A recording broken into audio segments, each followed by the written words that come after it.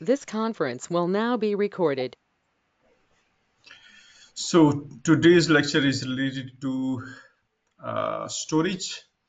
हम कर रहे हैं AZ 900 का कोर्स और उसमें still Azure architecture and services में हैं और हम यहाँ पे अब Azure स्टोरेज की सर्विसेज जो हैं उसको मोस्टली डिस्कस करेंगे इस सेशन में, आज के सेशन में।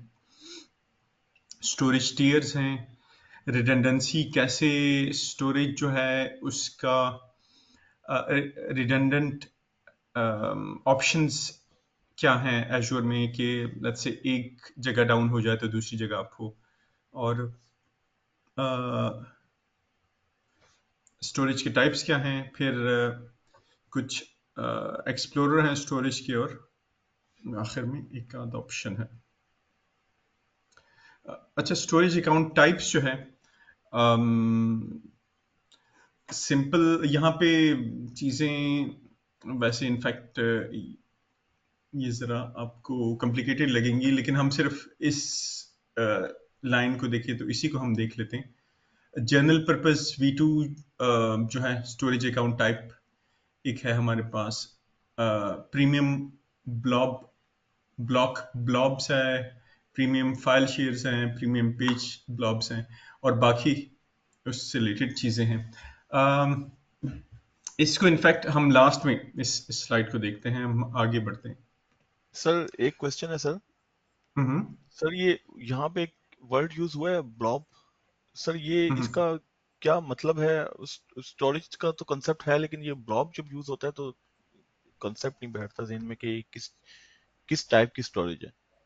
हाँ, बिल्कुल, मैं इसको डिटेल में हमने आज डिस्कस करना है, और ब्लॉब इसका नाम क्यों रखा है, इनफैक्ट ये भी इससे बनता क्या है। तो वो मेरे ख्याल में मैंने कहीं पे लिखा नहीं है, मैं नेट पे सर्च करके आपको बता देता हूँ, लेकिन इससे माइक्रोसॉफ्ट का खास एक मकसद है ये इस नाम से, तो वो हम शेयर करके वो डिस्कस करते हैं।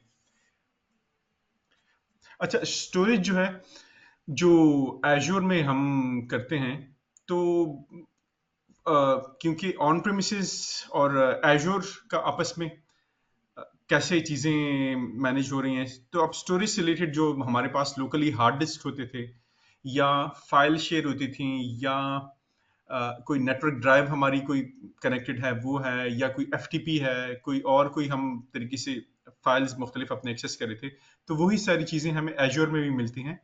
लेकिन एजूर में हमें फिर अ, उसकी और ज़्यादा जो है फैसिलिटीज़ हैं, जिसमें स्केलेबल है वो स्टोरेज। एजूर में अगर कोई स्टोरेज है तो मेरे पास इतनी जल्दी कोई हार्ड डिस्क की लिमिट फुल नहीं हो जाएगी। अगर लोकल मैंने रखा हुआ है, लेट्स से 1 टेराबाइट रखा है, 10 टेराबाइट रखा है, तो वो जल्दी फुल हो जाएगा। एजूर में मेरे पास इस तरह की कोई मसला नहीं होगा, मैं स्केलेबल इसको कर सकता हूँ। ड्यूरेबल है क्योंकि बैकएंड पे जो हार्ड डिस्क है उसके फेलियर होने का मुझे मसला नहीं है, जो कि हमने, अगर आपने देखा हो तो, इंफ्रास्ट्रक्चर एज ए सर्विस है या प्लेटफॉर्म एज ए सर्विस में है, उसमें हमने देखा था कि जो इंफ्रास्ट्रक्चर की चीजें हैं तो वो एजूर हैंडल कर रहा है, तो मुझे कोई डिस्क फेलियर का मुझे कोई मसला नहीं है। अच्छा, मैं सिक्योर है, जो डाटा वहां पे रखा जाता है तो वो इनक्रिप्टेड होता है, सिक्योर होता है, एक्सेसिबल है एनीवेयर एनी टाइम। अगर मैंने उसको अलाउ किया हुआ है तो वो एक्सेसिबल है, और only play for what you use, ये मॉडल है इनका। और रेस्टफुल एपीआईज हैं, उसके जरिए जो है एक्सेसिबल है, वो मुख्तलिफ उस पर आप फंक्शंस अप्लाई कर सकते हैं एजूर कंप्यूट में, या अगर आपके वर्चुअल मशीन है, कोई और कोई सर्विस है, उसके साथ अटैच कर सकते हैं और यूज कर सकते हैं। डिपेंड करता है कि किस किस्म की स्टोरेज आपने सेलेक्ट की हुई है, और उसको डिटेल में हम आज फर्दर देख रहे हैं। सर एक क्वेश्चन है सर।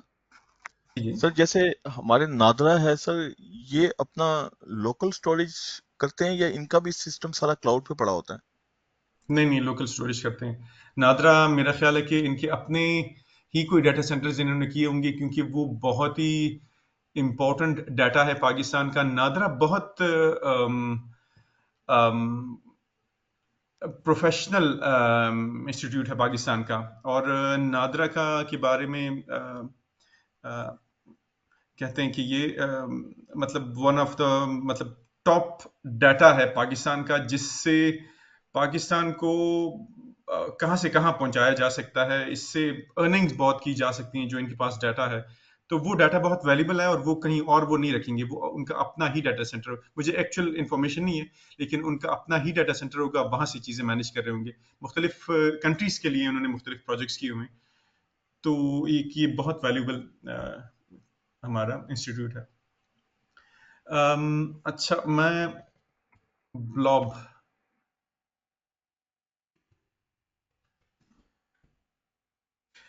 अच्छा, ब्लॉब जो है बाइनरी लार्ज ऑब्जेक्ट, ये उसका स्टैंड्स फॉर। तो ये एजूर की तरफ से इन्होंने बाइनरी लार्ज ऑब्जेक्ट्स, और इसको ऐसे समझ लें कि आपके पास एक हार्ड डिस्क है, एक स्टोरेज है, जिसको आप एक मल्टीपल तरीके से यूज कर सकते हैं। उसको वहां से कोई इमेज है, कोई छोटी सी फोल्डर है, वो इवन लाइव कर सकते हैं। लाइव मतलब ये कि एक एज ए वेबसाइट उसको वो कर सकते हैं। वहां से आप किसी हार्ड डिस्क के साथ अटैच कर सकते हैं उसे। तो ब्लॉब जो है इनका सबसे फेवरेट जो एजूर में यूज होने वाला है, और इसके हर जगह पे फिट हो जाता है। तो ब्लॉब इस किस्म की स्टोरेज है जो कि अगर मैंने इंटरनेट से एक्सेस करनी है, किसी सिस्टम के साथ एक्सेस करनी है, किसी फाइल के लेट्स से एफटीपी वगैरह, इस तरह की कोई सॉफ्टवेयर्स हैं एसएफटीपी वगैरह, उसके साथ एक्सेस करनी है, कोई एपीआई के जरिए उसको एक्सेस करना है, अपने कोड में उसको एक्सेस करना है, तो इसके बहुत ज्यादा मल्टीपल यूज हैं। सबसे ज्यादा यूज होने वाला ये स्टोरेज का ऑप्शन है। तो ब्लॉब, इसको हम डिटेल में फर्दर भी आगे हमने पढ़ना है। यहाँ पे मैंने स्टोरेज के मुख्तलिफ जो ऑप्शंस हैं वो एक जनरल उनको डिवाइड किया है इंफ्रास्ट्रक्चर एज ए सर्विस और प्लेटफॉर्म एज सर्विस के उसमें। तो यहाँ पे डिस्क है हमारे पास और फाइल्स हैं इंफ्रास्ट्रक्चर एज सर्विस में। डिस्क जो है वो जो नॉर्मल हमारी डिस्क होती हैं उस तरह की होती हैं, वो किसी वर्चुअल मशीन के साथ अटैच की जा सकती हैं, लेकिन उनसे कोई फाइल, कोई फोल्डर उसको आगे लाइव करना हो या उसको मैंने आगे इंटरनेट से एक्सेस करना हो, तो उस तरह से ये नहीं है। ये इसमें दो ऑप्शन है, मैनेज डिस्क है और अनमैनेज डिस्क है। अब मोस्टली जो है मैनेज डिस्क की तरफ ही बात चली गई है, और एजूर जो है मोस्टली वो आपकी हेल्प कर रहा होता है कि चीजें बैकएंड पे जो आपका डाटा है वो उनके स्टोरेज डिवाइसेस में, हार्ड डिस्क फेलियर या इस तरह की चीजें आपको मसला नहीं करती। मोस्टली ये ऑपरेटिंग सिस्टम का डाटा इसमें होता है, मोस्टली आपके वर्चुअल मशीन्स में यूज हो रही थी उसका डाटा होता है। इसको किसी भी एक वर्चुअल सिस्टम से डिटैच करके दूसरे वर्चुअल सिस्टम के साथ अटैच किया जा सकता है। तो इसको ब्लॉब का भाई कह सकते हैं, लेकिन ब्लॉब जो है उसके ज्यादा फीचर्स हैं, डिस्क के उस लिहाज से कम है।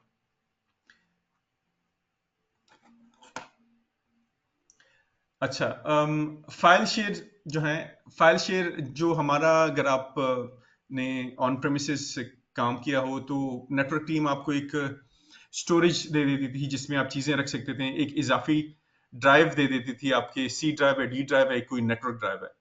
नेटवर्क ड्राइव में आप चीजें रख सकते हैं अपनी, वो आपके लैपटॉप के बजाय या आपके सिस्टम के बजाय नेटवर्क में स्टोर हो रही थी। तो ये फाइल स्टोरेज तकरीबन उस तरह की स्टोरेज है।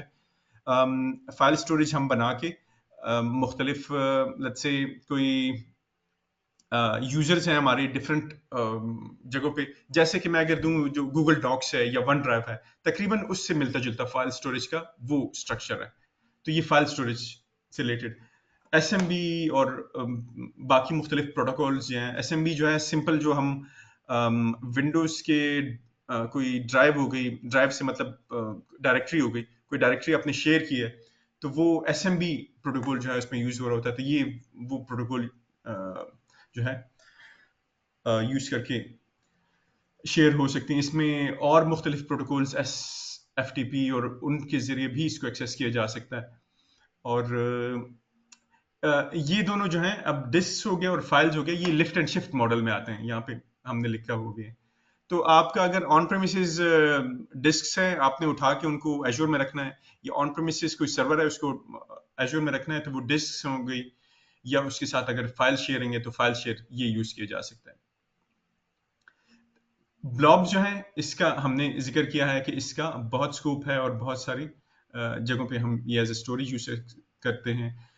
टेबल जो है वो नो एसक्यूएल रिलेटेड एक डेटाबेस के टाइप का इसका मॉडल है और उस तरह का ये स्ट्रक्चर है इसका। और ये भी हमारी स्टोरेज एक सर्विस है। क्यूज हैं, क्यूज भी हमारी ऐसी डाटा है जो कि हम उसके बेस पे लेट्स से कोई मैसेज आया, उस मैसेज के बेस पे कोई फंक्शन आगे परफॉर्म करना है तो वो क्यूज में आता जाता है और उसको हम तो टेबल्स और क्यूज जो हैं ये इनका जरा स्पेसिफिक रोल है। ब्लॉब्स जो है उनका ओवरऑल स्टोरेज के जरिए हम उसको यूज कर सकते हैं और इन सबको हमने डिटेल में अभी डिस्कस करना है।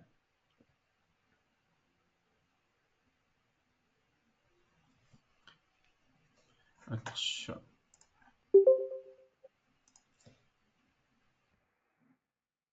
अच्छा स्टोरेज अकाउंट हम अब उसको देखते हैं। स्टोरेज अकाउंट एक है जो कि ओवरऑल एक स्ट्रक्चर है जो कि हमें एजोर के पोर्टल में मिलता है और उसके अंदर फिर हम ये सारी चीजें बनाते हैं।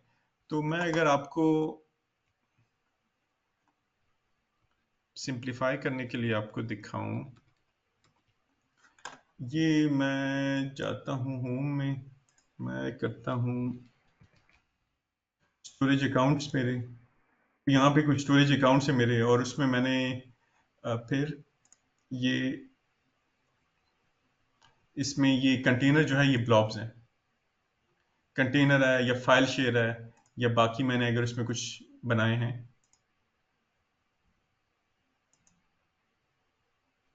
तो वो स्टोरेज अकाउंट जो है उसका एक स्ट्रक्चर है जिसके अंदर फिर ये बनाए जा सकते हैं blobs, file shares, queues, tables.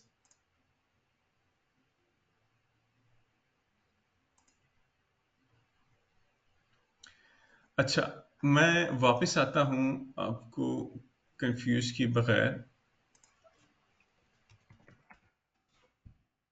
अच्छा, मैं देखिए मैं ब्लॉब लिख रहा हूं ना, मैंने ब्लॉब एक बनाना है तो वो मुझे कहेगा कि यार आप स्टोरेज अकाउंट बनाएं, तो मैं क्रिएट करूंगा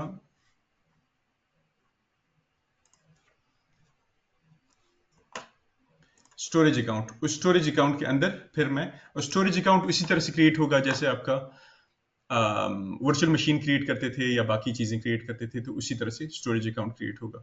इसको हम एक्सप्लोर करेंगे। हम वापस आते हैं वही स्टोरेज अकाउंट उसी की। तो storage account provides a unique namespace of your Azure storage data that's accessible from anywhere in the world over the HTTP or HTTPS. Data in this storage is secure, highly available, durable, massively scalable. अब अगर ये देखें unique name space, तो unique name space उसको इसलिए दिया जा रहा है कि वो फिर एक्सेसिबल हो। तो यहाँ पे मैं स्टोरेज इसका नेम दूं, मैं इसको दे देता हूँ ब्लॉब, ब्लॉब टेकन है, ब्लॉब वन वो भी टेकन है, ब्लॉब टू वन टू वो भी टेकन है। तो मैं इसको एक यूनिक नेम दूंगा इस स्टोरेज अकाउंट को, जो कि माइक्रोसॉफ्ट के इंफ्रास्ट्रक्चर से रिलेटेड वो एक यूनिक नेम होगा। और वो इसलिए इस तरह से करते हैं ताकि वो अगर हमने उसको ब्राउजेबल करना है या किसी एपीआई के जरिए एक्सेस करना है तो वो हम कर सकें, एक यूनिक यूआरएल के जरिए कर सकें। तो वो एक यूनिक यूआरएल देने के लिए उस हर स्टोरेज के अकाउंट जो यहाँ पे बनता है वो एक यूनिक होता है।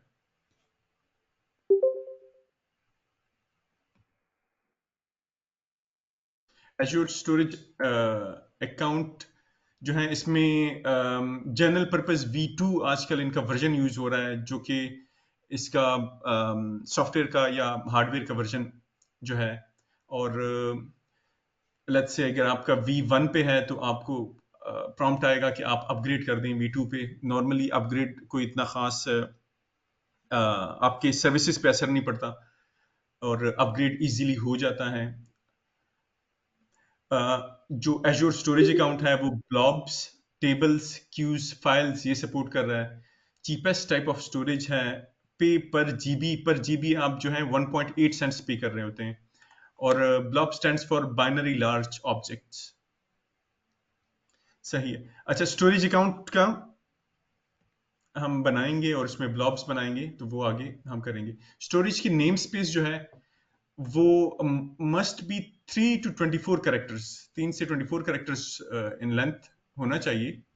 और इसमें नंबर्स या लोअर केस लेटर्स वगैरह, अच्छा लोअर केस लेटर्स होंगी, क्योंकि जो यूआरएल है, यूआरएल में अपर केस लेटर्स जो हैं वो आपके नहीं चलते, सिर्फ लोअर केस लेटर्स चलते हैं। अगर किसी ने यूआरएल में अपर केस लेटर्स यूज किए हो तो वो आपके डॉट कॉम के बाद आ सकते हैं, डॉट कॉम से पहले नहीं आ सकते। डॉट कॉम स्लैश उसके बाद फिर अपर केस लेटर्स अगर कोई यूज करना चाहें तो वो कर सकते हैं। ये मैं जनरल यूआरएल्स की बात कर रहा हूँ, इसको इसके साथ कंफ्यूज ना करें। Account name space, account name space में आपका अपर केस लेटर्स आते हैं। अच्छा, your storage account name must be unique with in azure. जो हमने बात की कि वो नेम स्पेस का नाम जो है, स्टोरेज अकाउंट का नाम जो है वो यूनिक होता है। No two storage accounts have same name. This supports the ability to have a unique accessible namespace in Azure. I hope यहाँ तक चीजें क्लियर होंगी। अच्छा,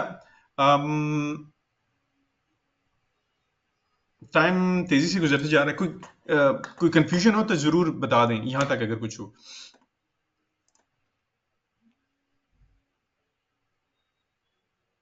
नहीं है, आई गुड, दैट्स गुड।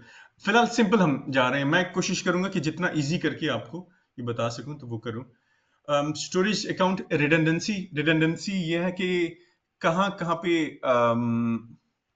ये यहाँ पे आ गई उसकी रिडंडेंसी। तो ये वर्ड बड़ा मुश्किल है, लेकिन इससे इतने घबराने की कोई जरूरत नहीं है। एक हमारे नेटवर्क के बंदे थे, तो वो जब कोई मसला होता था किसी का, कोई लेट्स से कोई नेटवर्क का हमारा इशू है, वो रिजॉल्व हो गया, कोई डेवलपर जाके उससे पूछता था कि यार क्या मसला था, तो वो कहता था कि यार रिडंडेंसी का इशू था। तो वो डेवलपर चुप ही हो जाता था कि यार ये पता नहीं क्या कोई मुश्किल सी कोई चीज है, और बैकएंड पे रिडंडेंसी का मसला नहीं होता था, लेकिन वो मुश्किल नाम बता के वो चीज जो है वो बस हल कर देता था। तो ये नाम मुश्किल होते हैं, लेकिन वो काम इतना कोई खास मुश्किल नहीं है। रिडंडेंसी जो है 2-3 स्लाइड्स हैं इससे रिलेटेड। उसमें यह है कि हम सिर्फ लोकली रिडंडेंट है, तो लेट्स से कोई लोकली कोई काम हो रहा है, तो वो आपकी जो सर्विस है, जो स्टोरेज है वो डाउन हो सकती है, तो उसका अगर आपने ख्याल रखा है तो वो लोकली रिडंडेंट जो है वो आपका काम करेगा। सिर्फ लोकली रिडंडेंट यहाँ पे जैसे मैं सेलेक्ट कर लेता हूँ। जियो रिडंडेंट मैंने सेलेक्ट किया हुआ है, तो मेरा अगर एक जोन डाउन होता है तो दूसरे जोन्स पे मेरे उसी ब्लॉक की कॉपी है, मुझे कोई मसला नहीं होगा। तो ये रिडंडेंसी है। ऑलवेज एज्योर जो है अपनी तरफ से रिडंडेंसी का ख्याल रखता है और लोकली रिडंडेंट उसको रखता है कि लोकल जो हमारा है, जो डाटा सेंटर है, जो कॉपीज हैं उसकी मल्टीपल जो हैं वो हों, अवेलेबल हों। अच्छा, protected from planned, unplanned events, hardware failures, network or power outages, massive uh, natural disasters. How much redundancy is required? ये depend करता है आप पे, depends on your requirements. सही है। Locally redundant copies of your data synchronously 3 times जो है पर फिजिकल लोकेशन, एक फिजिकल लोकेशन में 3 times है, और लीस्ट एक्सपेंसिव है लोकली रिडंडेंट जो है, और isn't recommended for applications requiring high availability or durability, but still it is अच्छी खासी 3 कॉपीज इसकी आप में आपकी पड़ी सर होती हैं इसमें। जी सर। सर सर ये जो पहला टाइप है locally redundant storage, sir sir अगर इससे पहली स्लाइड में आपने बताया अगर पावर आउटरेज हो जाए सर फॉर एग्जांपल, तो सर तो वो तो लोकली फिर तमाम हार्डवेयर का फेलियर हो जाएगा, तो वो तो यूजलेस हो जाएगा अगर लोकली रिडंडेंट स्टोरेज है। अच्छा, ये इसका थोड़ा सा मैं एक्सप्लेन कर देता हूँ। देखिए, लोकली लेट्स से एक फिजिकल लोकेशन है, उस फिजिकल लोकेशन की अपने पावर के मल्टीपल ऑप्शंस होंगे। कोई ऐसे तो नहीं हो कि एक ही जो वापडा है उसने बिजली दी हुई है और वापडा बंद हो गया तो फिर मसला हो गया।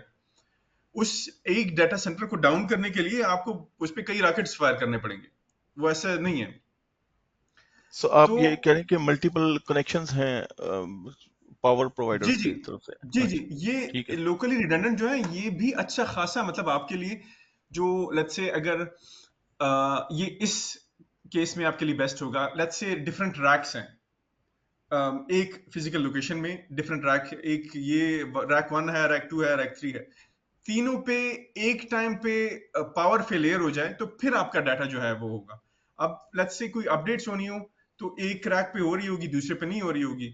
कोई मेंटेनेंस हो रही होगी, एक पे होगी दूसरे पे नहीं होगी, तो वो उन्होंने उस लिहाज से वो चीजें डिवाइड की गई होती हैं। तो लोकली रिडंडेंट जो है वो भी अच्छा खासा, आपका कोई मसला नहीं, ऐसा नहीं है कि आपकी चीजें इतनी जल्दी कोई मसला होगा उसे। Okay sir. वो एक डाटा सेंटर को डाउन करना जो है, जैसे मैंने कहा, वो इतना इजी नहीं है, आपको कोई रॉकेट ही फेंकना पड़ेगा उस पे। अच्छा, जोन रिडंडेंट जो है उसमें फिर आपके दो जोन्स में आपकी फिर उसकी कॉपीज पड़ी होती हैं, और सिंक्रोनियसली अक्रॉस एजूर अवेलेबिलिटी जोन आपका अब इसमें आ जाता है। तो आपकी तीन जो अवेलेबिलिटी जोन्स हैं, वो जो अवेलेबिलिटी जोन का कॉन्सेप्ट था वो उसमें आ जाता है फिर। अच्छा, माइक्रोसॉफ्ट जो है उसकी तरफ से लेट्स से क्वेश्चन आता है तो वो जोन रिडंडेंट स्टोरेज जो है, माइक्रोसॉफ्ट कहता है कि यार ये आपका एक बेस्ट ऑप्शन है, क्योंकि उसमें तीन जोन्स जो हैं वो इन्वॉल्व होते हैं, और डाटा आपका की बहुत सारी कॉपीज जो हैं वो होती हैं, तो एक जगह से आपका कोई डाउन टाइम जो है वो ऑलमोस्ट जो है वो 99.99% जो है वो अप हो जाता है, और ऑलमोस्ट इम्पॉसिबल होता है कि वो कोई डाउन टाइम आपको फेस हो। हमने अब तक यूज कर रहे हैं, हमें कोई ना कोई वीएम का कोई डाउन टाइम कोई अलर्ट आया है, ना किसी ब्लॉब स्टोरेज का कोई मुझे जो याद पड़ता हो कि कोई इस तरह का अलर्ट आया हो कि डाउन हो रहा है, कोई मेंटेनेंस हो रही है। प्राइमरी रीजन लोकल रिडंडेंट जो है उसकी तीन कॉपीज, जो जैसे मैंने कहा, तो तीन कॉपीज पड़ी हुई हैं, लोकली रिडंडेंट स्टोरेज है। अब ये जोन रिडंडेंट स्टोरेज है तो वो उसमें तीन कॉपीज अलग अलग अवेलेबिलिटी जोन्स में पड़ी हुई हैं। तो लेट्स से एक डाउन होता है तो आपको फील भी नहीं होगा, आपका पोर्टल है या आपकी एप्लीकेशन है वो ऑटोमेटिकली जो है दूसरे से वो चीजें ले रही होगी, और इसमें ऑटोमेटेड है, इसमें कोई वो नहीं है जो इसकी डाटा का सिंक्रोनाइजेशन है, इनफैक्ट रेप्लिकेशन है, तो रेप्लिकेशन जो है वो ऑटोमेटिकली चीजें हो रही होती है।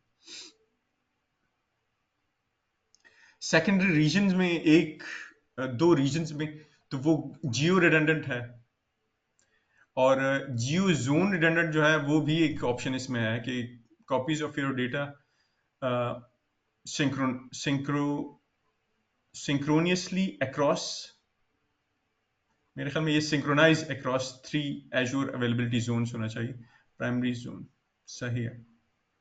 तो मतलब कहने का ये कि बस इन्होंने ऐसे किया हुआ है कि बस वो डाटा कहीं पे कुछ भी हो ना जाए उसे। तो अब ये जो है हमारे पास ऑप्शन जो है ये GRS का है, ये है ग्लोब जियो जोन रिडंडेंट स्टोरेज। तो उसमें एक डाटा सेंटर इधर है एक रीजन में, दूसरा दूसरे रीजन में, और इसमें कॉपीज वो किए ये बैकएंड से खुद ही एश्योर कर रहा है। हमने सिर्फ क्या करना होगा, हमने हमारे काम कि यहाँ से हम उसको स्टेप्स है हमारे पास कि लोकल रिडंडेंट है, जियो रिडंडेंट है, जोन रिडंडेंट है, या जियो जोन रिडंडेंट स्टोरेज करना है, तो वो ऑप्शन है हमारे पास, हम ये कर सकते हैं। जितना ज्यादा ऊपर जाएंगे उतनी हमारी कॉस्ट भी बढ़ती जाएगी, और जो डिफॉल्ट है वो जियो रिडंडेंट जो है माइक्रोसॉफ्ट की तरफ से।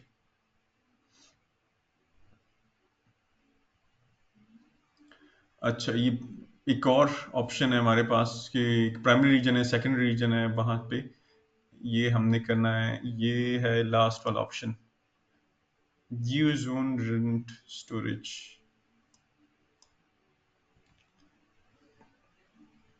जियो जोन रिडंडेंट स्टोरेज, और पिछला जो था वो जियो रिडंडेंट स्टोरेज था, ये था जियो रिडंडेंट स्टोरेज। अच्छा, मैं आगे बढ़ता हूँ।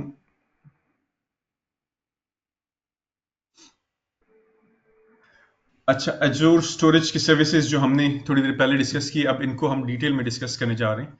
तो ब्लॉब स्टोरेज को अब हम फर्दर इसको डिटेल में करने जा रहे हैं। अच्छा, blob storage, file storage, table और क्यू, इनको मैंने अलग रखा है। ये डिस्क स्टोरेज को अलग रखा हुआ है, क्योंकि डिस्क स्टोरेज जो है वो आप अलग तरीके से बनाते हैं। ये जो है ये स्टोरेज अकाउंट जब आप बनाते हैं उसके अंदर फिर ये बनती हैं, और डिस्क जो है वो आप अलग से बना सकते हैं।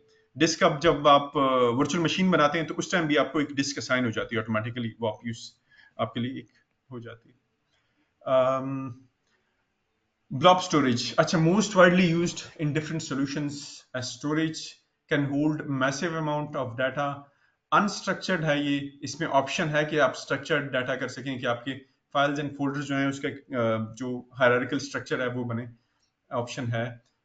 Supports thousands of simultaneous uploads, can be accessed all over the internet, can be accessed, आप अलाउ कर सकते हैं, डिनाई करना है डिनाई कर सकते हैं, आपकी मर्जी है। और वीडियोस हैं, इमेजेस हैं, कोड है, हर किस्म की चीज़ आप इसमें रख सकते हैं, और ये सपोर्टेड है। Is ideal for saving images, documents directly into the browser, um, storing files for distributed access, streaming video and audio, storing data for backup and restore, disaster recovery, archiving, storing data for analysis by an on-premises or Azure hosted service. तो इसका बहुत बड़ा scope है, तो बहुत सारी options में इसको यूज किया जा सकता है।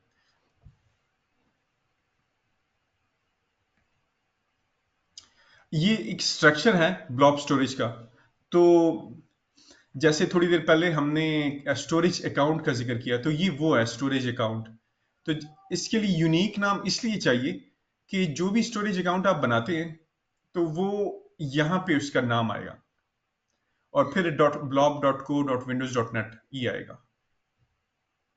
फिर उसके बाद फिर अगर कंटेनर है तो कंटेनर कोई आएगा, कोई टेबल है तो टेबल, और फिर उसका नाम। तो ये एक स्ट्रक्चर है उसका, जो यूआरएल बनता है उसका, और आपने फिर उसको एक्सेस करना है तो उसका।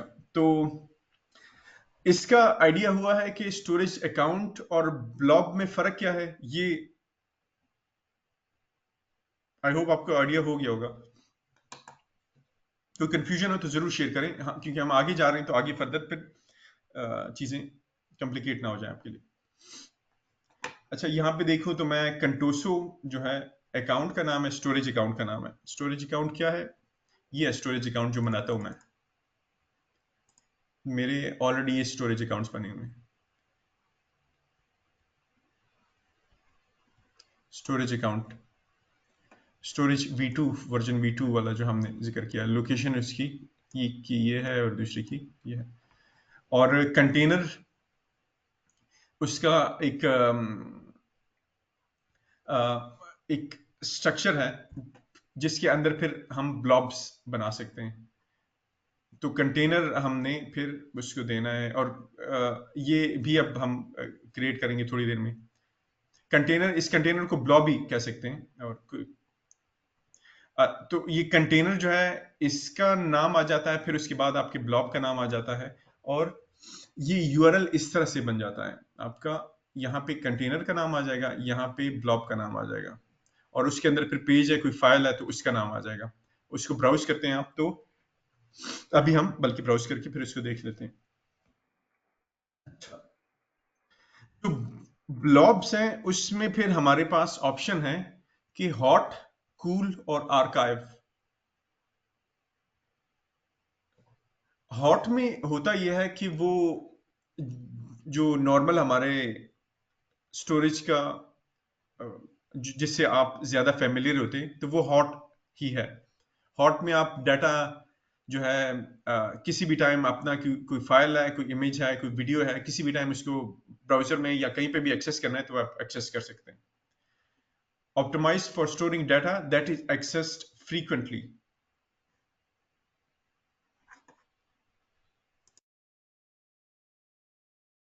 अच्छा, कूल में क्या होता है कि लेट्स से आपने कोई डाटा जो है वो जल्दी एक्सेस नहीं करना, तो वो इनफ्रीक्वेंट एक्सेस के लिए जो है optimized for data that is infrequently accessed and stored for at least 30 days. For example, invoices of your customers. Let's say access इसको भी कर सकते हैं, कूल को भी, लेकिन इसमें आपकी जो एक्सेस करने की कॉस्ट है वो ज्यादा हो जाती है, जो स्टोरेज की कॉस्ट है वो कम हो जाती है। मैं इसका जरा नोट पैड में आपको एक्सप्लेन कर देता हूं।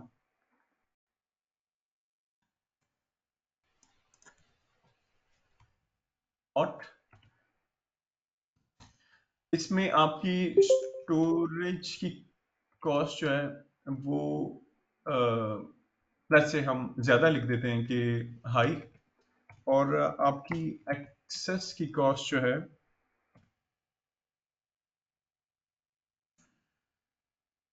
डाटा की कॉस्ट जो है वो लो है। और जो कूल है उसमें आप ऐसा डाटा रखते हैं जो कि कोई आपने लेट्स से इनवॉइसेस हैं वो आप महीने में साल में कोई एक दफ़ा एक्सेस कर रहे हैं, तो आपको इतनी ज़्यादा फ्रीक्वेंट उसकी एक्सेस ज़रूरत नहीं होती, तो आपका कॉस्ट बचती है आपकी, क्योंकि आप बहुत ज़्यादा तेज़ी से उसको एक्सेस नहीं कर रहे। तो यहाँ पे आपकी स्टोरेज कॉस्ट जो है वो लो है, और एक्सेस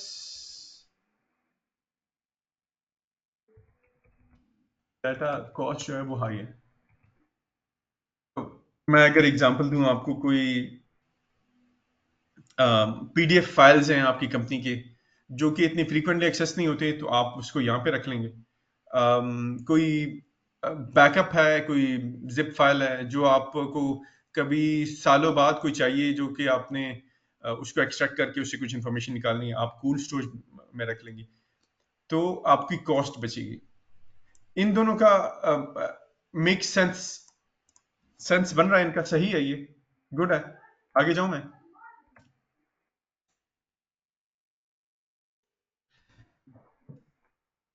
मैं आगे जाता हूं, तो नेक्स्ट आता है आर्काइव का। अब ये दोनों हैं, तो आर्काइव की क्या जरूरत है? आर्काइव की जरूरत इसलिए है कि लेट्स से कोई फर्दर आपने उसकी कॉस्ट कम करनी है, आपके पास डाटा है जो कि आपको शायद चंद साल बाद चाहिए हो। जैसे कि कोई अकाउंट्स का डाटा है, हम देख रहे थे कोई एक एनजीओ था, उनको ऑडिट का उनका आया, ऑडिट का जब उनका आया तो वो डाटा को तकरीबन 3 साल के लिए रखते थे। 3 साल पुराना डाटा उनका कहा गया पाकिस्तान गवर्नमेंट की तरफ से कि यार उसका ऑडिट होना चाहिए। उनका कि वो डाटा तो हमारे पास नहीं है, हमारे पास तो लोकल हम स्टोर कर रहे हैं, और वो फिर हम डिलीट कर देते। तो अगर वो आर्काइव कर देते एजोर में, तो उनको वो मसला ना होता। बहुत लो कॉस्ट होती है इसकी, और आप जो है उस डाटा को एक्सेस डायरेक्टली नहीं कर सकते। आपने उस डाटा को पहले एक्सेसिबल बनाना होता है, उसको कूल या हॉट टियर पे चेंज करते हैं, फिर उसके बाद उसको एक्सेस करते हैं। तो आर्काइव जो डाटा है वो एक्सेसिबल नहीं होता डायरेक्टली, लेकिन ये कि वो आपके लिए अवेलेबल होता है, लो कॉस्ट पे वो डाटा आपके लिए अवेलेबल होता है।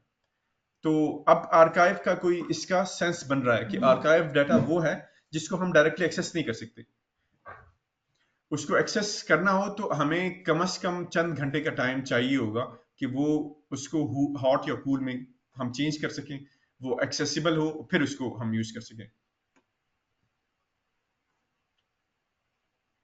यहाँ पे अगर आप देखें 30 डेज का लिखा है, तो आप हॉट से कूल पे चेंज करते हैं तो कम से कम आपका 30 डेज तक वो आपका रहेगा कूल में, और फिर आप चेंज करते हैं optimize for data in and stored for at least 30 days. आप करते हैं, चेंज करते हैं, तो एटलीस्ट 30 डेज तक आपका वहां पे फिर रहेगा, एक्सेसिबल होगा, कोई मसला नहीं है, लेकिन वो कूल टियर से एक्सेसिबल होगा। फिर आप चेंज करना चाहें तो हॉट पे, तो इतना फ्रीक्वेंटली आप उसको चेंज नहीं कर सकते, अनलेस कि आप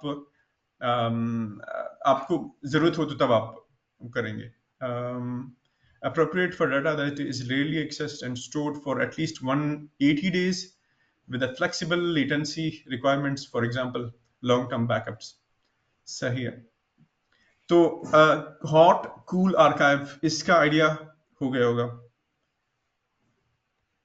मैं अगर चेक करूं कि कैसे ये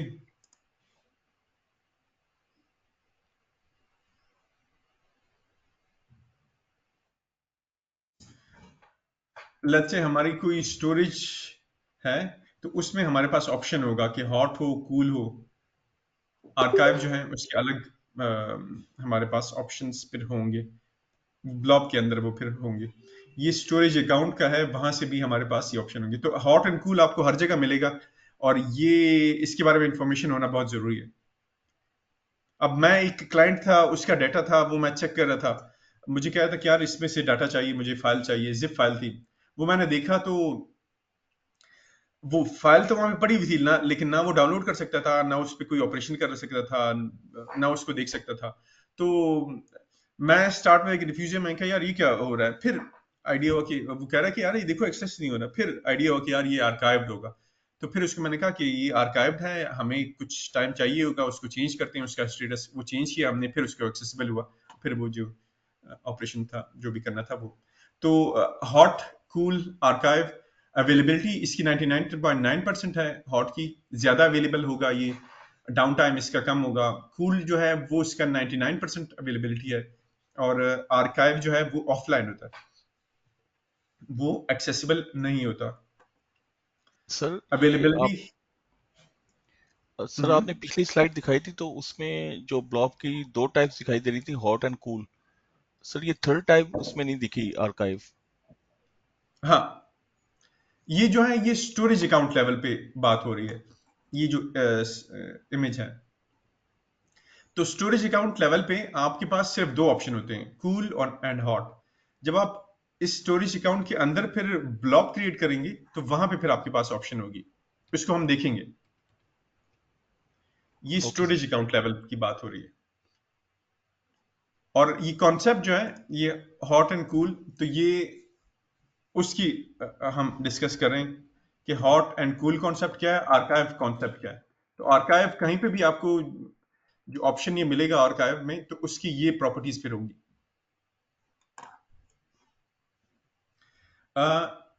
यूजेज चार्जेस जो हैं वो हाइयर हैं, और डाटा एक्सेस के जो है वो लोअर है। यहाँ पे लोअर स्टोरेज कॉस्ट है, हायर एक्सेस कॉस्ट है। यहाँ पे फर्दर लोअर स्टोरेज कॉस्ट है, but highest access and transition cost. जब इससे आप चेंज करते हैं, इसको ट्रांजिशन करते हैं, तो उस पर आपकी कॉस्ट ज्यादा आती है मिनिमम। लेकिन ओवरऑल डाटा स्टोरेज की कॉस्ट आपकी फिर भी बहुत बच जाती है, अगर आप इतनी ज्यादा इसको बार बार आर्काइव से हॉट पे नहीं लेके जा रहे, तो आपका बचत होती है। Minimum data retention period not available, इसमें 30 डेज है, इसमें 180 डेज तक रिटेंशन पीरियड है। उसके बाद आप उसको चेंज कर सकते हैं। Latency time for first byte milliseconds, इसमें आवर्स। आपको डाटा एक्सेस कर रहे हैं, तो इसमें आप घंटे लग सकते हैं आपको आर्काइव में, कि आपको वो अम, उसका स्टेट चेंज करना पड़ेगा, तो उसके बाद एक्सेसिबल होगा, तो इसलिए आवर्स लिखा हुआ है। सही है, हम आगे जाते हैं।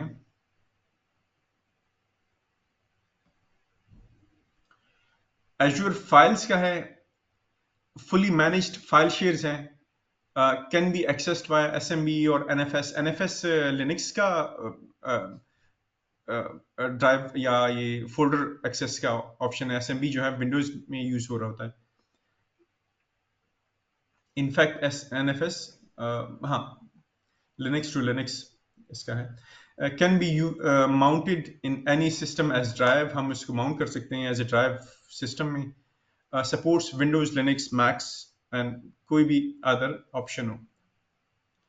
फाइल सिंक जो है हमारे पास एक ऑप्शंस हैं जिसके जरिए हम एजुअल फाइल शेयर को यूज कर सकते हैं। File share Sync enables centralizing your organization's file share in Azure files while keeping the flexibility, performance, and compatibility of Windows file server. While some users may opt to keep a full copy of their data locally, Azure File Syncs additionally can transform Windows Server into a quick cache for your Azure file share. You can use any protocol that is available on Windows Server to access your data locally, included SMB, NFS, or FTPS, and SFTP as well. In fact, FTPS जो है FTP का protocol है, secure FTP. Let's say हमारा azure file share है, तो वो multiple locations हैं हमारे, तो उनके साथ जो है वो एक ही लोकेशन है, मुख्तलिफ फाइल्स उन्होंने रखनी है एक ही जगह पे और उसको एक्सेस करना होता है, तो वो फाइल शेयर में रख के सबके पास एक ड्राइव आ रही होगी, उससे सारे एक्सेस कर सकते हैं. मैं क्विकली क्यू स्टोरेज का मेंशन कर देता हूँ. Azure Queue Storage is a service for storing large number of messages. You can access the messages from anywhere in the world via authenticated calls of HTTP and HTTPS. Individual message can be up to 64 KB. Queues are commonly used to create backlog of work. सही है, processed asynchronously. अब इसका हम देखते हैं example. Queue storage can be combined with compute functions like Azure Functions. अब let's say, for example,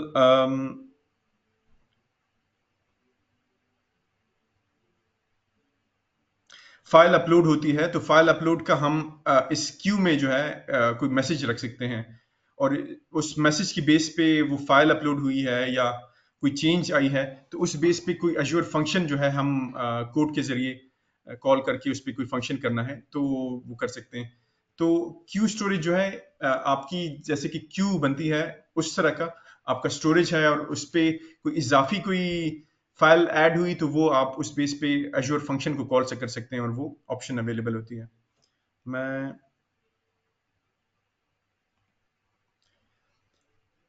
table storage simple इसका जो है large amounts of unstructured structured data. अच्छा, और ये NoSQL जो है उसकी तरह का है डेटा, जो डाटा साइंसेस में आजकल हम यूज कर रहे होते हैं, और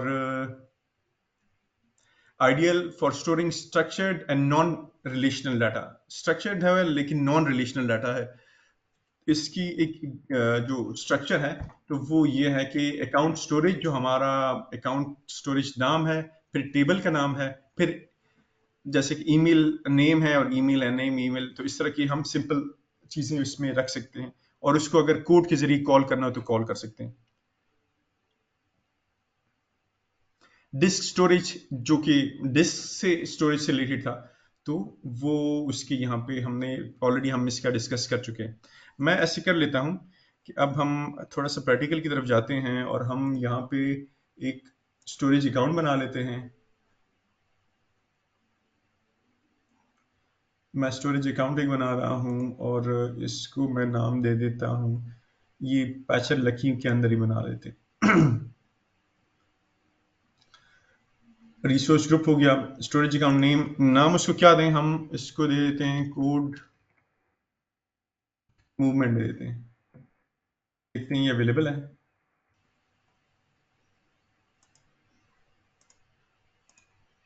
अच्छा, ये उसने वैलिडेट नहीं किया, लेकिन आई गेस अवेलेबल होगा. फिर ये स्टोरेज का नाम हो गया और लोकली रिडंडेंट हो गया. हमें एडवांस में जाते हैं कि सिक्योरिटी इसकी क्या हो, रेस्टफुल एपीआईज वगैरह उसके जरिए एक्सेसिबल हो या ना हो, अलाउ इनेबलिंग पब्लिक एक्सेस और individual containers, allow storage account access keys, कि ये एक्सेस करने के लिए, स्टोरेज को एक्सेस करने के लिए प्रोग्रामेटिकली या और तरीकों से Azure AD के साथ हमने कनेक्ट करना है तो Azure AD की ऑथेंटिकेशन इसमें यूज हो सकेगी. और हायरार्किकल नेम स्पेस हमने इसके करना है तो वो किया जा सकता है। SFTP वगैरह इनेबल करना हो तो हम कर सकते हैं। हम फिलहाल इसको डिफॉल्ट ही रखते हैं।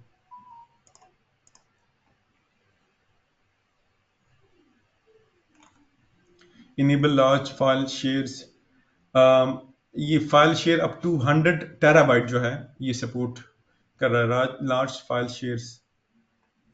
अच्छा, नेटवर्किंग इनेबल पब्लिक एक्सेस सही है।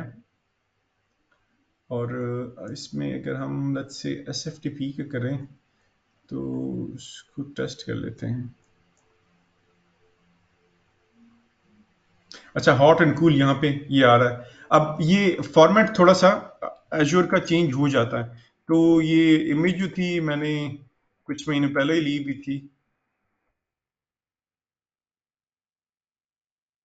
ये वाली। तो अब इसमें जब हम वो स्टोरेज अकाउंट क्रिएट कर रहे हैं उसी टाइम ये हॉट एंड कूल आ रहा था। अब जो नया हम कर रहे हैं तो उसमें हॉट एंड कूल हमें नेक्स्ट स्टेप पे आ रहा है।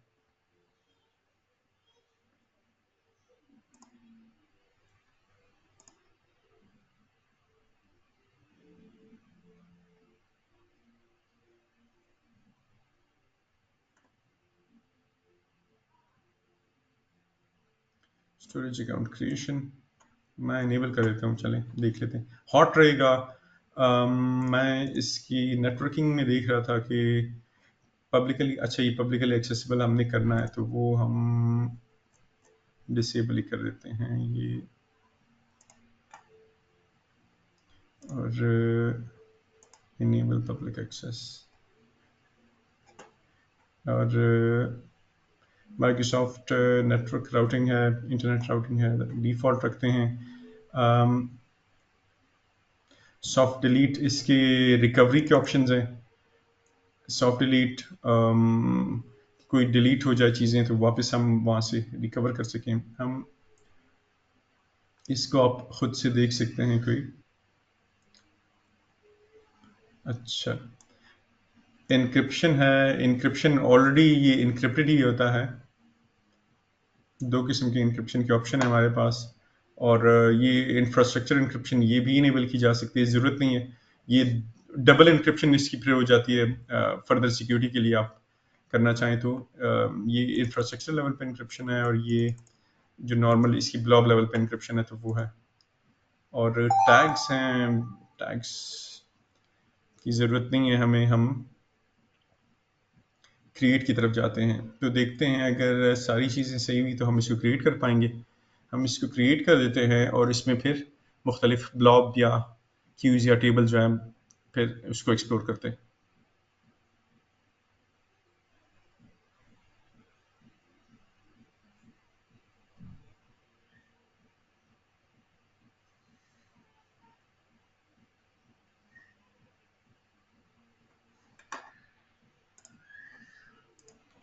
अच्छा, कोई क्वेश्चन हो, कोई कंफ्यूजन हो? मेरे ख्याल में कंफ्यूजन है।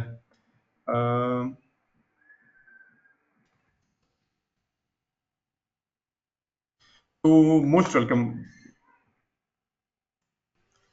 कंफ्यूजन डिस्कस कर लेते हैं जी। Go to resource. अच्छा, यहाँ पे आके मेरे पास अगर मैं देखूँ तो ये इस स्टोरेज अकाउंट का हॉट है टियर, और रिसोर्स ग्रुप वगैरह बाकी चीज़ें मुझे यहाँ पे नज़र आ रही हैं। और अच्छा, मैं डायरेक्टली आता हूँ कंटेनर्स में। यहाँ पे मैं कोई ब्लॉब कंटेनर, इसका नाम मैं रख लेता हूँ ब्लॉब। और बाय डिफ़ॉल्ट ये प्राइवेट होता है। मैं इसको कर देता हूँ कि यार एक्सेसिबल हो। तो दो ऑप्शन है मेरे पास, एक ये है कि फाइल्स की एक्सेस हो, दूसरा जो है मेरे पास पूरे कंटेनर की एक्सेस हो, मतलब कोई उसको एक्सेस करे तो वो फाइल्स लिस्ट भी हो जाए। तो दो ऑप्शन है मेरे पास। मैं ये फुल जो है कंटेनर लेवल का जो है कर देता हूँ। इसमें कोई भी फाइल्स हैं, कोई भी चीज़ें हैं तो वो डायरेक्टली नज़र आएंगी। तो आपका कोई कोड है तो वो अच्छा नहीं है कि आप इस तरीके से रखें वीडियोस या पीडीएफ हैं या जो आप दुनिया के साथ शेयर करना चाहें, उसके लिए तो बेस्ट ऑप्शन है। कोड आप रखेंगे इस तरीके से तो कोड आपका एक्सेसिबल होगा, कोई भी उस कोड को डाउनलोड कर सकेगा। मैं यहाँ पे ऐड डायरेक्टरी कर लेता हूँ, टेस्ट कर लेता हूँ, सेव कर लेता हूँ। इस डायरेक्टरी में मैं कोई फाइल अपलोड कर देता हूँ।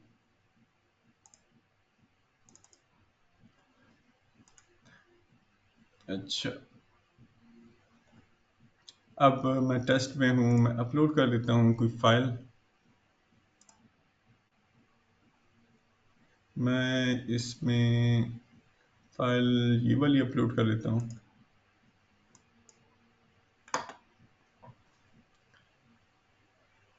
एडवांस, अब यहाँ पे अगर मैं देखूँ, मेरे पास ये देखें ऑप्शन है हॉट, कूल और कोल्ड का भी इन्होंने कुछ लिखा हुआ है, और आर्काइव है। तो मैं आर्काइव करूंगा तो वो आर्काइव कर देगा इसे। मैं इसको हॉट ही रखता हूँ ताकि हमने टेस्ट करना है, चीज़ें देखनी है। Upload to some specific folder, अच्छा अपलोड कर देते हैं इसको।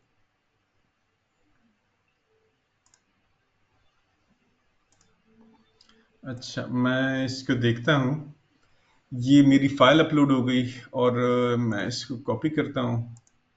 मैं इसको देखता हूँ यहाँ पे, ये फाइल मेरी एक्सेसिबल है या नहीं है। ये फाइल मेरी एक्सेसिबल है। अब मेरा क्या हो रहा है, कोड मूवमेंट जो कि मेरा स्टोरेज अकाउंट है, blob.core.azure.net,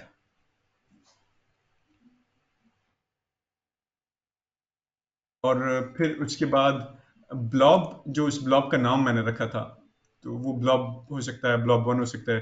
फिर टेस्ट के फोल्डर में ये वाली फाइल पड़ी हुई है और ये ब्राउजेबल है, मैं पब्लिकली एक्सेसिबल है। तो आप, अच्छा ब्लॉब का अल्टरनेट किसी को आइडिया है AWS में क्या है? चॉकलेट का क्वेश्चन है।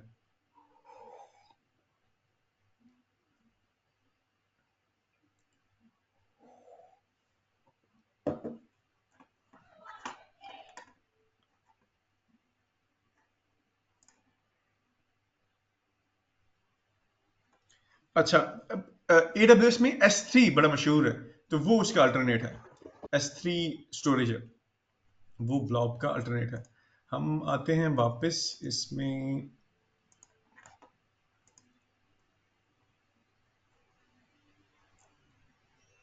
मेटा डाटा, ये प्रोग्रामेटिकली जो है चीज़ें आप मुख्तलिफ रख सकते हैं, यहाँ से मैनुअली भी रखी जा सकती हैं। चेंज टियर इसका। सर हम्म सर एक क्वेश्चन है सर, जब हम ब्लॉक क्रिएट कर रहे थे तो सर उसमें आपने कंटेनर की समझ नहीं आई कि उसका क्या पर्पस है।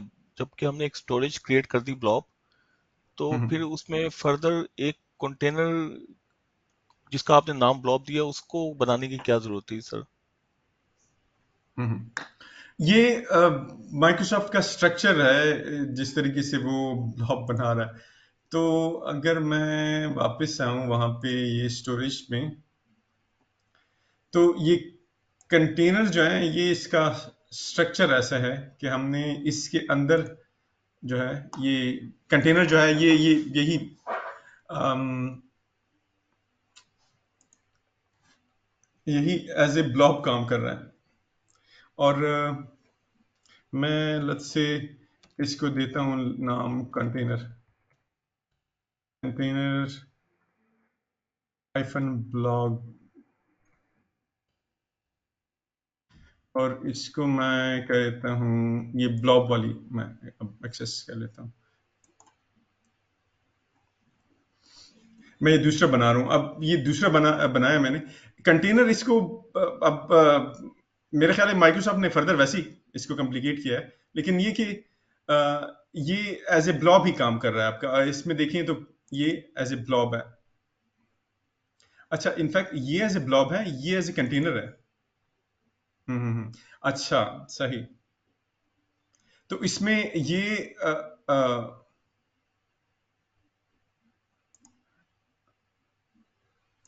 ये एज ए ब्लॉब है, ये एज ए कंटेनर है। मैं इसमें देखिए और क्रिएट कर देता हूँ, तो फर्दर जरा क्लेरिफाई हो जाएंगी चीजें। मैं इसमें करता हूँ blob2, तो ये इसको प्राइवेट कर देते हैं, मैं क्रिएट कर देता हूँ। ये मेरा प्राइवेट बन गया।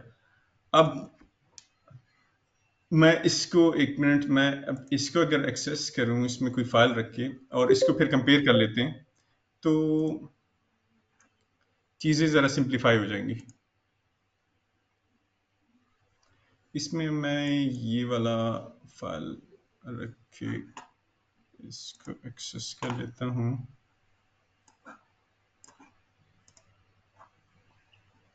ये अपलोड हो गया। अब इसको देख लेते हैं, इसको और उसको कंपेयर कर लेते हैं। कॉपी करता हूँ मैं, और यहाँ पे इसको भी मैं ओपन कर लेता हूँ।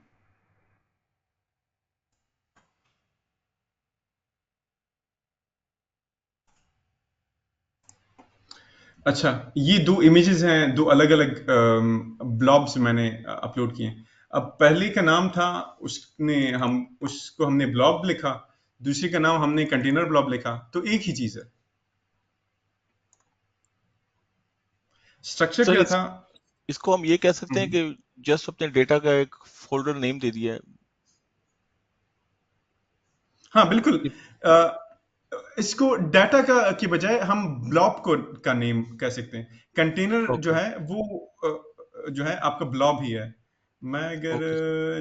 जाऊं, कहाँ पे था, अब इसको कंटेनर का नाम जो है वो इन्होंने अ, अपने एजूर ने अपने स्ट्रक्चर के लिहाज से उसको नाम ये कंटेनर का दिया हुआ है। लेकिन अगर हम देखें यहाँ पे, ये अकाउंट है, ये फिर ये वेबसाइट का नाम आ गया, और यहाँ पे फिर कंटेनर का नाम आ गया, ये इस ब्लॉब का कंटेनर है, और फिर आगे ब्लॉब का नेम आ गया। तो मैं अगर देखूं, उसके फोल्डर का नेम आ गया। मैं अगर यहाँ पे देखूं तो ये फोल्डर का नाम आ गया, और यहाँ पे देखें तो मैंने डायरेक्ट वो फाइल रखी हुई है। तो इसमें और इसमें इनफैक्ट ये स्ट्रक्चर भी यहाँ पे फाइल नेम आ रहा है हमारे पास। अगर देखें यहाँ पे कंटेनर है, फिर फाइल नेम है, तो इसको हम कंटेनर कहेंगे और ये फाइल नेम कहेंगे। हम्म, अच्छा, मैं अगर इसका माइक्रोसॉफ्ट की साइट से ही जाके देखूं, तो शायद हमने कोई गलती की हो तो वो क्लियर हो जाएगी।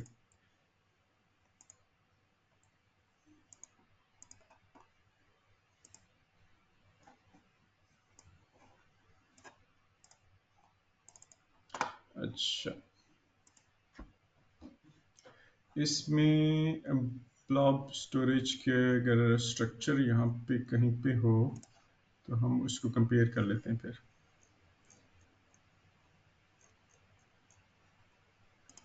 यहाँ पे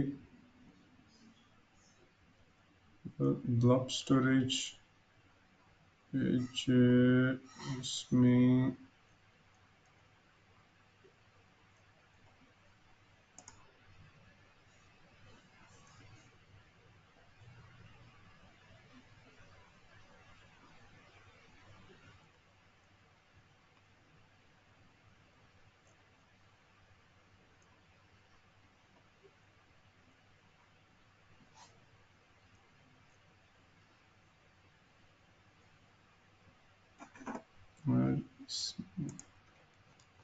ब्लॉब नेम स्पेस।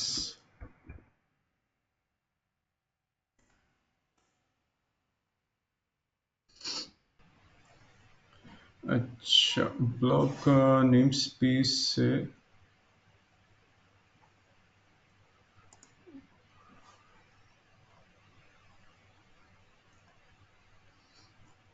अच्छा ये तो इनके एस टी के उसमें बात चली गई।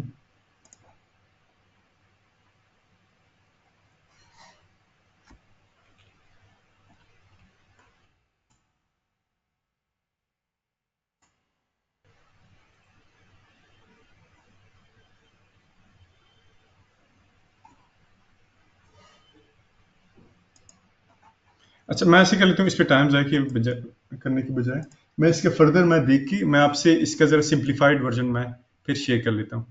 और इसमें अगर हम देखें, हम यहाँ पे इस ब्लॉब और उसमें फ़र्क का हम कोशिश करें तो टेस्ट,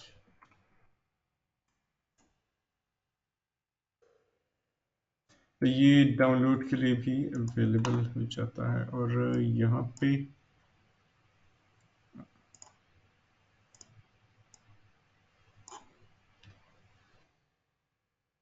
सही है, तो ब्राउजेबल हैं दोनों। हम ऐसे करते हैं कि वापस यहाँ पे आते हैं और फर्दर इसको एक्सप्लोर करते हैं ताकि चीज़ें फर्दर क्लैरिफाई हो सकें। जितना हम इसको यूज़ करेंगे उतनी आपकी जो इसको समझने की एबिलिटी है वो क्लियर होगी। जब ब्लॉब कंटेनर है ये हमारा,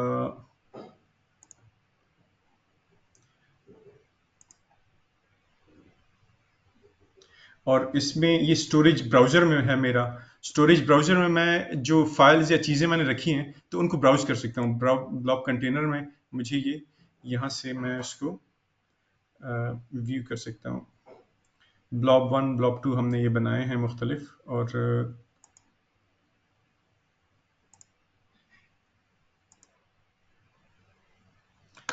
अच्छा, मैं फाइल शेयर अगर मैंने कोई रखी होंगी तो वो मुझे नज़र आ जाएंगी। मेरी नहीं है यहाँ पे फाइल शेयर। मैंने फाइल शेयर मैं कोई बनाना चाहूँ तो उसी तरह से फाइल शेयर इसके बना सकता हूँ। मैं टेस्ट फाइल शेयर और मैक्सिमम कैपेसिटी मुझे जो है बिल जो है जितने फाइल्स मैं रखूँगा तो उस बेस पे मुझे होगा। हॉट कूल ट्रांजिशन ऑप्टिमाइज्ड जो डिफ़ॉल्ट है वही मैंने सेलेक्ट कर लिया। अब यहाँ पे देखें तो यहाँ पे मेरे पास हॉट एंड कूल की ऑप्शन है। तो उस लिहाज से जो आपके स्टोरेज अकाउंट है उसमें डिपेंड करता है कि आपकी कहाँ पे आपके पास क्या क्या ऑप्शंस हैं। स्टोरेज अकाउंट लेवल पे आपके पास हॉट एंड कूल है। जो ब्लॉब लेवल है उस पे आपके पास हॉट, कूल और आर्काइव है। अभी कोल्ड का भी इन्होंने इजाफी इसमें ऐड किया हुआ है। कोल्ड एक और है, मैंने इसको एक्सप्लोर अभी नहीं किया हुआ। अ, जो बाकी हैं तो वो डिपेंड करता है कि किस लेवल पे हैं आप और कौन सी ऑप्शंस आपके पास अवेलेबल हैं। और ये शायद आप महीने बाद देखें तो कोई और इजाफी ऑप्शन भी आई हुई हो इसमें। तो वो कॉन्सेप्ट आपका हो तो वो फिर उस लिहाज से आप यूज कर सकते हैं कि जहां पे भी हॉट एंड कोल्ड जो भी आए तो वो कॉन्सेप्ट आप यूज कर सकते हैं, हॉट का या कोल्ड का। मैं ये फाइल शेयर एक क्रिएट कर रहा हूँ यहाँ पे।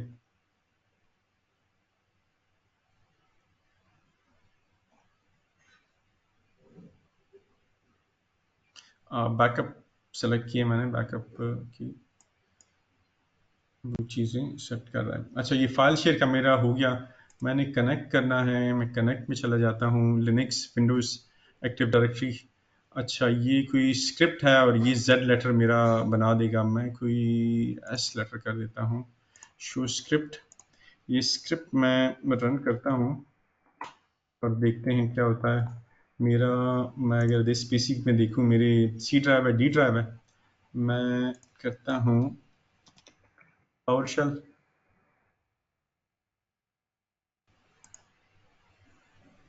अच्छा, वो क्या कह रहा है कि to connect this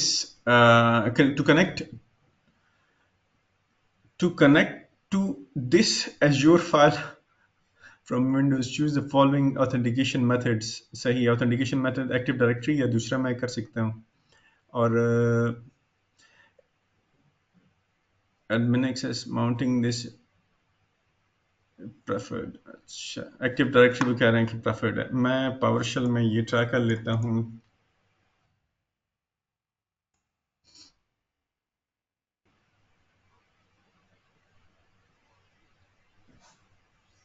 अच्छा, मुझे एरर दिया है, उसने एरर ये दिया है कि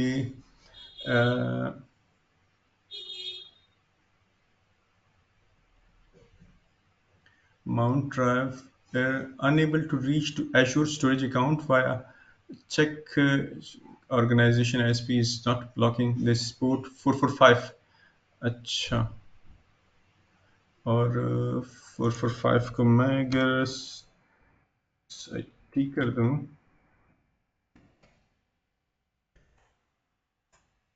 CMD कर लेता हूँ। 445 को पोर्ट को हम ज़रा कंफर्म कर लेते हैं कि ये अवेलेबल है या नहीं है।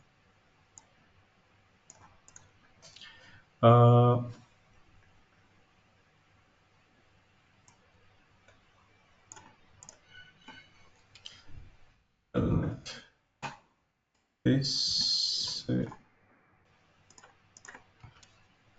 code move dot file dot core dot dot net 5 available है। ये हम इससे कनेक्ट कर पा रहे हैं, तो ये किसी और लेवल पे हमारा ब्लॉकेज हो रहा है। मैं इसको देखूं, कोड मूवमेंट को, नेटवर्किंग को,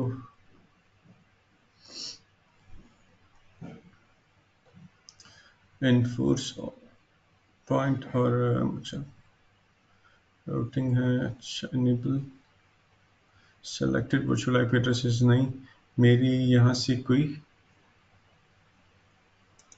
अच्छा कोई ब्लॉकेज नहीं है। मैं इसको दोबारा ट्राई करता हूँ।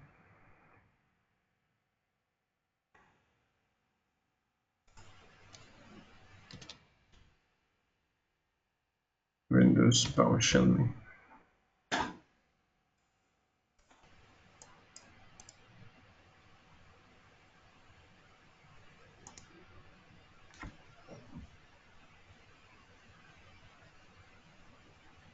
reach to Azure Story check is not blocking port 445 file share persist। अच्छा, लेट्स से ये सक्सेसफुल होता तो मुझे यहाँ पे मेरी ड्राइव नज़र आ जाती, तो वो ये मैं नेक्स्ट सेशन के लिए कर लेता हूँ कि यहाँ से हम स्टार्ट कर लेंगे और ये ड्राइव कनेक्ट कर लेंगे। अच्छा, मैं देखता हूँ टेबल्स का, तो टेबल्स के मैं टेबल का नाम ले लेता हूँ, टेबल 1, और ओके कर देता हूँ इसको। और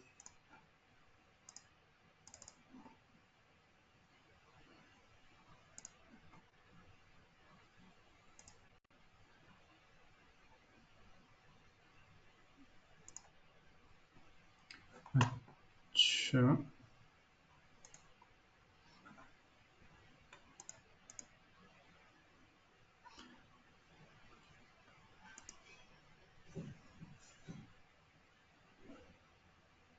मैं एक और चीज़ देख रहा हूँ।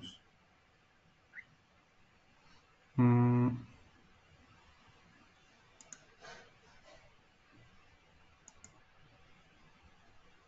अच्छा, ये मैं टेबल का जो है, इसमें ये टेबल हमारी बन गई और इसको हमने एक्सप्लोर करना है फर्दर, तो यहाँ से कर सकते हैं।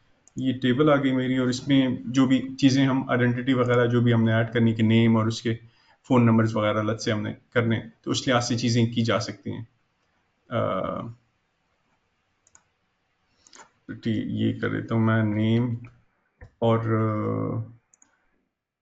इसकी वैल्यू प्रॉपर्टी, दूसरी है फ़ोन नंबर की वैल्यू।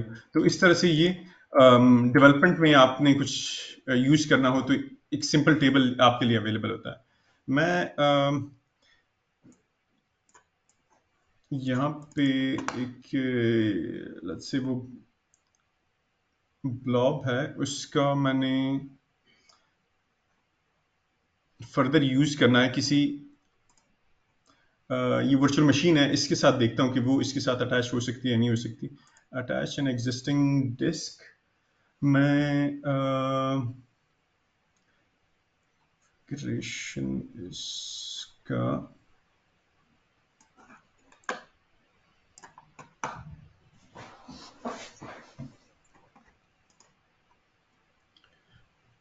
डिटैच, और ये उस जोन में नहीं होगी। अच्छा, ये उस जोन में नहीं हो, उस